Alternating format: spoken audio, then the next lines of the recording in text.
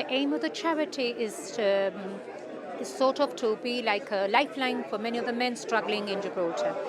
On average, I see 3 to 6 men a week, and they talk about different issues, problems, and concerns, mainly domestic violence and employment.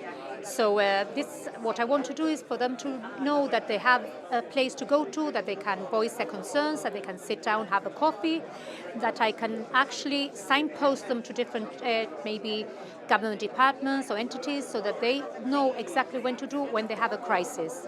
Who is going to be trained in sort of offering that support, and how is it going to be funded?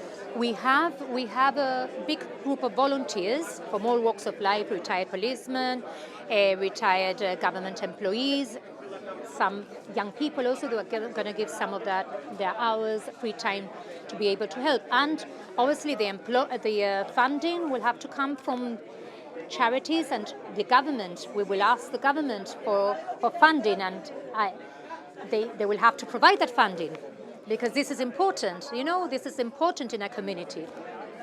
And what will that funding go towards? What types of services can we expect? The services we'll provide will be for cooking facilities, so that, for example, men, when they have their children at home and they have custody of the children, or men that live on their own, they are able to make a hot meal rather than spend money on takeaways.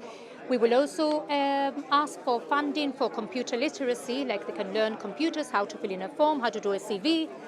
We do have services like the Citizens Advice Bureau and other services which provide that, but we are open. We will be open also for filling up passport forms, somewhere where they can go and they can get we guarantee the help. The help will be there for them. Is this linked to the halfway house that's planned at all? Not at all. That I want to make very, very clear, that because I've been stopped in town. Jayne, are you involved in the halfway house? No, I'm not. This is something, it's like a project that the Ministry for Housing, Pat Orfila, is launching. It has got nothing to do with us. We are looking for another place that will cater for all men from all walks of life, from all different situations, and obviously that for men that have children. I think there will be a need for, like the shelter at the women's shelter, there will be a need, and there is a need for a shelter.